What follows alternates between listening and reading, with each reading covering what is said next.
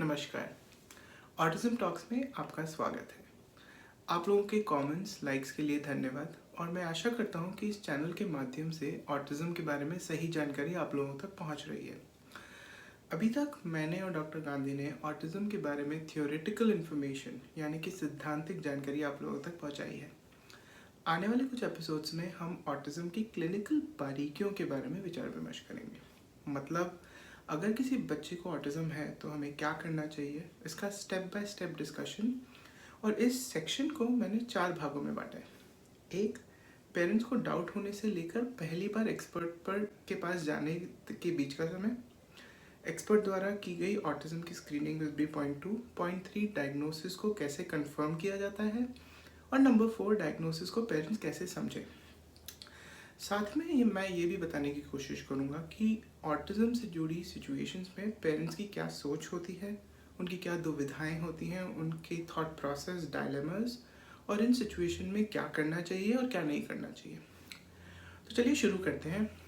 सबसे पहले हम ये बात करेंगे कि अगर पेरेंट को शक हो जाए कि उनके बच्चे का विकास पीछे चल रहा है तो उन्हें क्या करना चाहिए। और इसको करने के लिए हम 18 से 30 महीने के बीच के बच्चों पर ध्यान केंद्रित करेंगे। इन्हें हम टॉडलर्स बोलते हैं, मतलब ठुमक ठुमक के चलने वाले। ज़्यादातर पेरेंट्स की चिंता टॉडलरहुड में ही शुरू होती है। तो कहते हैं कि 2 बच्चों को कभी कंपेयर नहीं करना चाहिए, और ये बात बिल्कुल सही है। कंपेयर करने में क्या नुकसान है ये मैं नेक्स्ट वीडियो में समझाऊंगा। पर पेरेंट्स का कंपेयर करना भी एक स्वाभाविक व्यवहार है, क्योंकि हर पेरेंट को एक मापदंड यानी कि यार्डस्टिक की ज़रूरत होती ही है। कई पेरेंट्स 18 से 30 महीने के बीच ये नोटिस करते हैं कि उनके बच्चे का विकास ठीक से नहीं हो रहा। मुख्य रूप से 3-4 प्रॉब्लम्स होती है।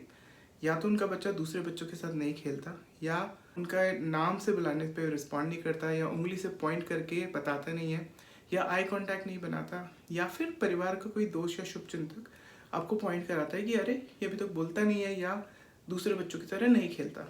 पेरेंट्स की चिंता इस सब के बाद शुरू हो जाती है। ऐसी सिचुएशन में अमूमन पेरेंट्स वर्स्ट के सिनेरियो, मतलब बुरे से बुरा सोच के बहुत ज़्यादा स्ट्रेस में आ जाते हैं।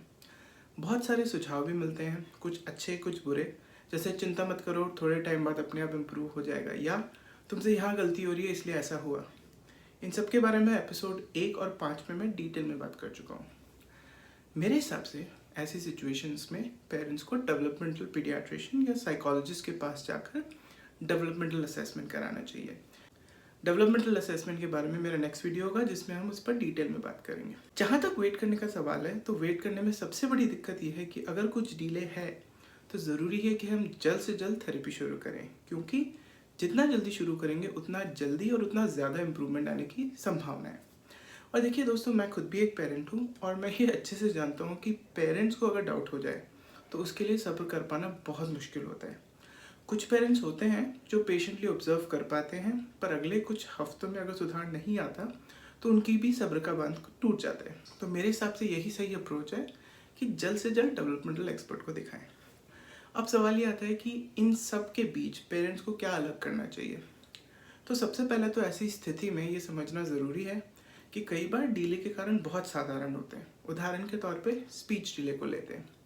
अगर किसी बच्चे की स्पीच डिलेड है तो कुछ सोचने से पहले ये पक्का कर लेना बहुत ज़रूरी है कि बच्चा सुन सकता है, क्योंकि बोलने के लिए सुनना ज़रूरी है, और यही हमारा पहला स्टेप होना चाहिए। कई बार हियरिंग टेस्टिंग भी करानी पड़ती है ये कंफर्म करने के लिए कि हियरिंग नॉर्मल है या नहीं। अब मान लीजिए हियरिंग नॉर्मल है, तो अगला सवाल यह है कि बच्चा बोलना सीखता कहाँ से है। मुख्य रूप से पेरेंट से। और हर पेरेंट की कोशिश होती है कि अपने बच्चे के साथ ज़्यादा से ज़्यादा समय बिताएं, पर किसी न किसी भी कारण से अगर ये नहीं हो पाता तो इस वजह से भी स्पीच डिले हो सकती है। ऐसी स्थिति में ऑब्वियसली ज़्यादा से ज़्यादा टाइम देना चाहिए, जिससे सुधार आ सकता है। हर पेरेंट का ये एक्सपीरियंस होता है कि बच्चे की देखभाल और घर की देखरेख में पूरा दिन निकल जाता है। हम टाइम निकालें भी तो कहाँ से निकालें। कई बार हम अपने डेली रूटीन या दिनचर्या को बहुत कॉम्प्लेक्स कर देते हैं, जिसकी शायद ज़रूरत भी ना है। अगर रोज़ सफाई होती है तो रोज़ की बजाय अगर हफ्ते में 3 बार भी सफाई हो तो जो समय बचेगा यही बच्चे के साथ बिताएं। या बर्तन धोने की जगह पेपर प्लेट्स भी यूज़ कर सकते हैं कभी कभी। एक सवाल है जो कई फर्स्ट टाइम पेरेंट्स मुझसे अक्सर पूछते हैं कि कपड़े के डाइपर बेहतर है या डिस्पोजेबल डाइपर्स जैसे हगीज़। तो देखिए, दोनों के अपने फ़ायदे और नुकसान हैं। कपड़ा यूज़ करने में टॉयलेट ट्रेनिंग जल्दी होती है, डायपर रैश के चांसेस कम हो जाते हैं, डिस्पोजेबल डायपर ज़्यादा हाइजेनिक है और बहुत कन्वीनियंट है। पर कपड़े के डायपर को मेंटेन करने में, धोने, सुखाने, फोल्ड करने में कम से कम 15 से 20 मिनट रोज़ लगते हैं। मेरे हिसाब से ये समय बच्चों के साथ बिताना ज़्यादा बेहतर है, तो कोशिश करें ज़्यादा से ज़्यादा समय देने की। अब मान लीजिए टाइम भी निकाल लिया। अब पेरेंट्स का अगला सवाल होता है कि बात करने का सही तरीका क्या है, क्योंकि कई पेरेंट्स को लगता है कि उन्हें बच्चों से बच्चों की तरह बात करना नहीं आता। तो जहाँ तक बात करने के सही तरीके का सवाल है, तो आप बस अपने स्वाभाविक नॉर्मल तरीके से बात करें, बच्चा अपने आप सीखता चला जाएगा। टाइम देना ज़रूरी है। Keep it simple, keep it natural. मेरा पेरेंट्स को एक सिंपल सुझाव ये हो रहता है कि आप बच्चों के साथ, उसके खिलौने के साथ खुद भी खेलें। इसे हम शेयर्ड प्ले बोलते हैं। बच्चे के खिलौने को समझें, वो क्या बोल रहा है, क्या सिखा रहा है, उसे समझें और फिर उसके साथ एक्टिवली बच्चों के साथ खेलें। इससे ना सिर्फ बच्चे की भाषा, सोशल स्किल्स और खेल यानी कि प्ले बेहतर होगा, बल्कि आपका रिश्ता और भी नज़दीक होता चला जाएगा। और ये हर तरह से बेस्ट अप्रोच है और विन विन सिचुएशन है। एक और बात, अगर आप कंपेयर करें, एक तरफ एक बच्चा है जिसे दूसरे बच्चों के साथ खेलने का भरपूर मौका मिल रहा है, और दूसरी तरफ एक बच्चा है जो किसी भी कारण से, मान लीजिए कोविड-19 की वजह से ही, दूसरे बच्चों के साथ नहीं खेल पा रहा है। तो पहले बच्चे का खेल ज़्यादा विकसित या एडवांस्ड होता है।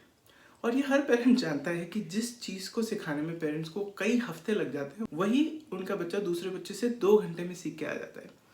कई बार ये लैक ऑफ एक्सपोजर जब कंपेयर करते हैं तो वो डीले जैसा प्रतीत होता है, और इसलिए हमें चाहिए कि जितना ज़्यादा हो सके बच्चों को दूसरे बच्चों के साथ खेलने देना चाहिए। और दोस्तों, ये जो बातें मैं बता रहा हूँ इनको समझना ज़रूरी है, क्योंकि सब में थोड़ा सा प्रयास काफ़ी बदलाव लाने में सक्षम है। और मैं एक बार फिर से ये 5 बातें दोहराना चाहता हूँ। 1. Don't wait, confirm hearing, spend time, share play and social play. Okay. तो जब मैं इस वीडियो की स्क्रिप्ट अपनी वाइफ को सुना रहा था, तो वो तपाक से बोली, इसमें ऐसा क्या है, ये तो हर पेरेंट एनीवेज करते ही हैं, ऑब्वियस सी बात है। और बात सही है, ये सब कुछ हर पेरेंट करता ही है। पर मेरे इस वीडियो का उद्देश्य है कि मैं इन्हीं बातों को रीइटरेट एंड रीअश्योर करूँ, मतलब दोहरा के आश्वासन दूँ कि यही सही तरीका है। इस वीडियो के लिए इतना ही। अगले वीडियो में हम डेवलपमेंटल असेसमेंट के बारे में बात करेंगे, और मैं ये भी बताऊंगा कि कंपेयर करने में क्या क्या प्रॉब्लम्स हो सकती हैं। Keep it simple and thanks for watching. नमस्कार।